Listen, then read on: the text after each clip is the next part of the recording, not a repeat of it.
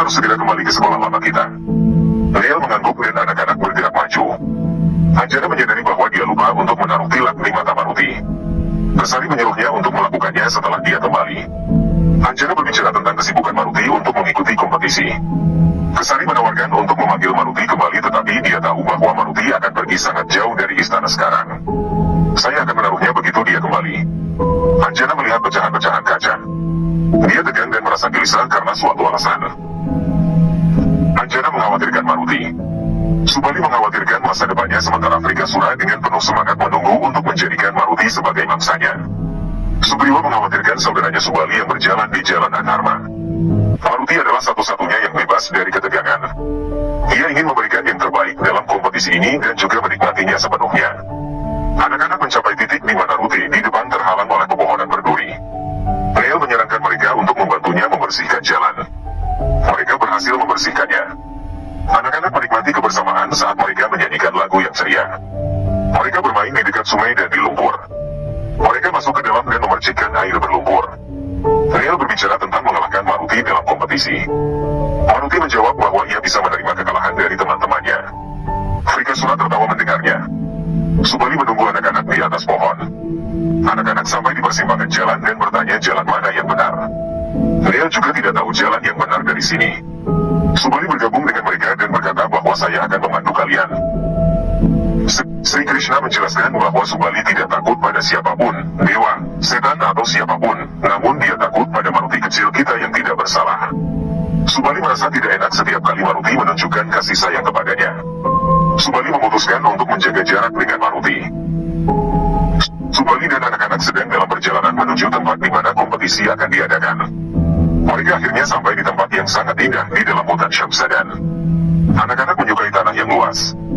Semua anak melompat dengan gembira. Subali berkata bahwa sekarang kita akan memulai kompetisi. Maruti bertanya kepada Subali apakah dia juga akan ikut serta dalam kompetisi. Subali menolak dan berkata bahwa saya hanya berkompetisi dengan mereka yang setara dengan saya. Maruti mengangguk. Subali berkata kamu belum setara denganku sampai sekarang. Anak-anak mulai menertawakan Subali. Maruti berkata bahwa kita akan ikut serta dalam kompetisi dan menikmatinya juga. Saya mengenakan selendang perang yang dibuat oleh ibu saya. Subali mengambilnya dari Maruti. Maruti melihatnya dengan sedih. Subali setuju untuk memberikannya kembali setelah kompetisi selesai. Maruti ingin memakainya dan kemudian berpartisipasi. Subali mengangkatnya tinggi-tinggi agar tidak terjangkau oleh Maruti.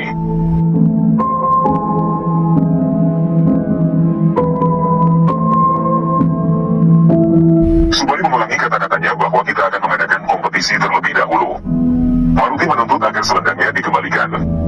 Subali bertanya kepadanya apakah Maruti tidak percaya diri atau mungkin kamu takut kalah. Maruti tersenyum dan berkata ayah saya mengatakan kepada saya untuk memberikan yang terbaik dalam kompetisi. Maruti akan mengenakan selendang yang dibuat oleh ibu saya dan berpartisipasi. Subali tetap diam dan berkata saya tidak akan memberikannya. Subali memegangnya lebih tinggi di tangannya. Saka ekor Maruti mengambil pakaian Maruti dari tangan Subali dan memberikannya kepada Maruti. Anak-anak bertepuk tangan untuk Saka ekor Maruti. Maruti juga berterima kasih kepada ekornya. Subali tentu saja marah melihat hal ini. Anak-anak kemudian menertawakan Subali. Subali mengambil selendang Maruti lagi bahkan berkata bahwa Anda akan mendapatkannya setelah itu. Menangkan dulu dan kemudian ini milikmu. Anak-anak mulai bersorak untuk Maruti. Subali kemudian menjelaskan aturan kompetisi. Mereka akhirnya pindah ke sebuah sudut. Frikasura dengan cemas menunggu untuk menjadikan Maruti sebagai mangsa. Subali memandu anak-anak bahwa mereka harus memindahkan semua batu-batu kecil, siapa yang tercepat, dia yang menang. Subali keliru menyebut Maruti sebagai markat. Dia mengoreksi dirinya sendiri. Maruti dan Neel harus memindahkan batu-batu besar itu. Maruti terus mengganggu Subali. Dia kemudian mengatakan bahwa mereka harus memindahkan batu yang lebih besar dari luar gua. Maruti terus mengajukan pertanyaan yang membuat Subali kesal. Frikasura bergumam pada dirinya sendiri bahwa Maruti tidak akan bisa melakukan apapun setelah memindahkan batu yang lebih besar. Kamu akan menjadi mangsaku. Subali mengatakan bahwa mereka akan masuk ke dalam sebuah gua setelah memindahkan batu besar itu. Anda harus pergi ke sisi lain dan membawa selendang ini. Siapapun yang membawa selendang ini kembali lebih dulu akan menjadi pemenangnya. Maruti berkata dia dapat melakukan apa saja untuk mendapatkan selendang yang dibuat oleh ibunya kembali. Ini adalah kompetisi yang mudah. Anak-anak menertawakan Subali lagi. Subali mulai kehilangan ketenangan tapi mencoba untuk tetap tenang.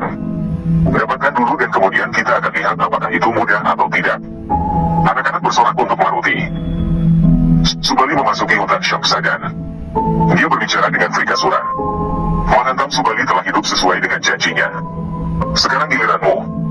Anda tidak boleh melewatkan mangsa Anda sekarang. Frikasura meyakinkannya bahwa ia akan memenuhi janjinya. Subali menggantungkan selendang di sebuah pohon yang berada di sisi lain gua. Lalu menasihati Maruti untuk sedikit berhati-hati. Maruti mengangguk. Dua anak lainnya bertanya-tanya apakah Maruti dan Nehal akan baik-baik saja setelah kompetisi. Ini sedikit sulit. Shri Krishna berbagi bahwa Subali telah banyak berpikir tentang rencana ini. Maruti yang masih kecil dan polos tidak bisa memahami kelicikannya. Subali kembali ke sisi lain hutan. Anak-anak bersorak untuk Maruti dan Nehal. Subali menghentikan mereka. Saatnya untuk memulai kompetisi. Maruti mengatakan saya siap. Anak-anak tidak terlalu yakin dengan salah satu kandidat karena gua itu sangat besar. Maruti dan Nehal mengambil tempat mereka. Kompetisi kemudian dimulai. Nehal mengambil sebuah batu besar dan melemparkannya tinggi-tinggi ke udara. Anak-anak terkagum-kagum. Itu bagus. Sekarang giliran Maruti selanjutnya. Batunya terbang sangat tinggi di angkasa. Semua orang melihat dengan kagum. Nal dan anak lainnya melompat dengan gembira. Nehal mengambil batu besar kali ini. Bandwagon bersorak untuknya. Anak-anak senang melihat batu itu terbang. Maruti melihat batu itu.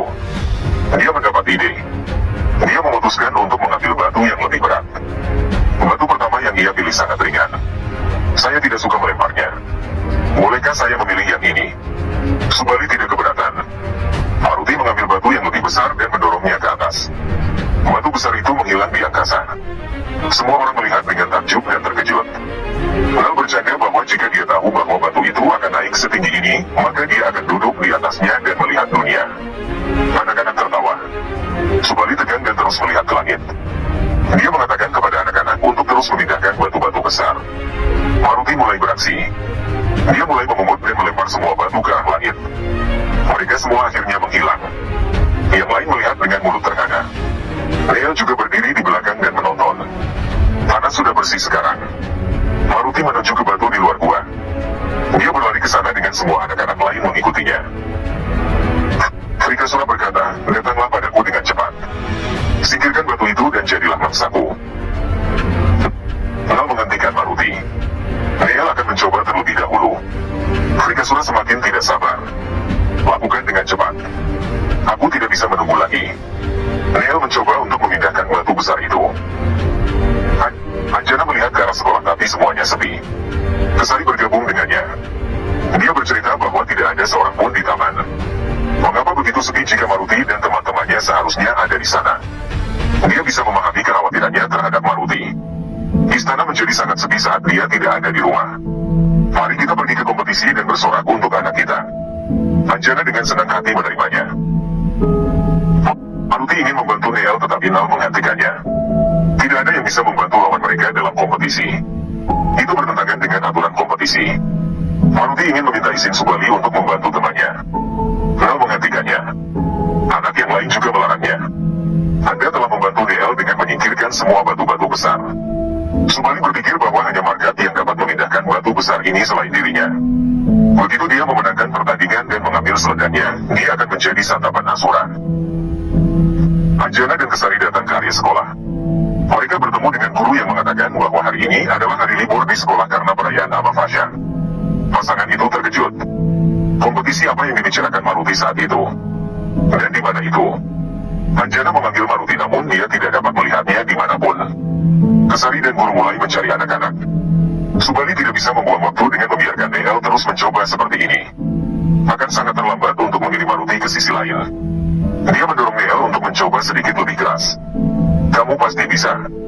Tunjukkan pada teman-temanmu bahwa kamu adalah yang terkuat. Subali membenturkan tangannya ke tanah. Nehal melepaskan batu itu dan batu itu jatuh hampir mengenai tangan Subali.